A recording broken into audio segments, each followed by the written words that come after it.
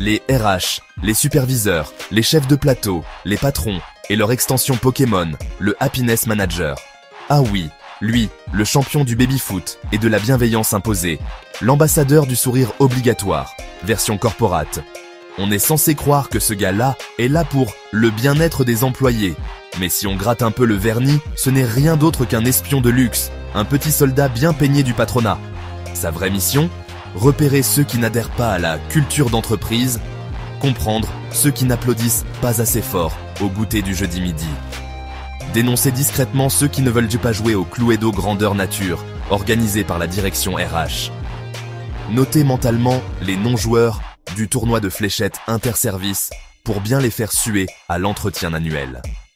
Oui, on parle bien du type qui t'explique qu'il faut s'ouvrir aux autres dans un open space où t'as même pas le droit d'ouvrir une fenêtre. Celui qui te dit que la cohésion, c'est important, mais qui est toujours fourré dans le bureau du directeur à glousser comme une vieille alarme de cafetière. Et on t'explique que ce n'est pas obligatoire, hein ? Tu peux ne pas venir aux animations. Mais bizarrement, si tu refuses l'escape game collaboration et leadership un mardi à 17h, le jeudi matin, ton chef de plateau te regarde avec un sourire en coin façon. Tu sais, ici, on aime les gens dynamiques. Non, désolé, je bosse. Je ne suis pas là pour faire semblant d'avoir du fun entre deux livrables en retard. Si je veux jouer au baby-foot, je vais au café d'en face. Si j'ai envie de faire une chasse au trésor, j'ai un neveu et une nièce qui adorent ça. Et si j'ai envie de vivre un moment humain fort, je parle à ma boulangère. Elle, au moins, elle me juge pas si je loupe une passe décisive. Et après, ces gens-là, ceux qui veulent ton épanouissement à grand renfort de jeux de piste en entreprise, ils sont aussi les premiers à t'envoyer des soft skills dans la gueule comme des petits cailloux dans une fronde. Tu n'es pas assez dans l'empathie. Tu manques de leadership positif. Tu devrais t'impliquer davantage dans la vie d'équipe. Mais à quel moment on leur a dit qu'on était dans une colonie de vacances ? C'est un espace de travail, pas une cour de récréation sous l'Exomil.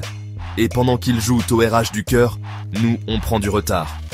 Et quand on prend du retard, c'est nous qu'on accuse de glander. Alors t'as pas fini le projet ?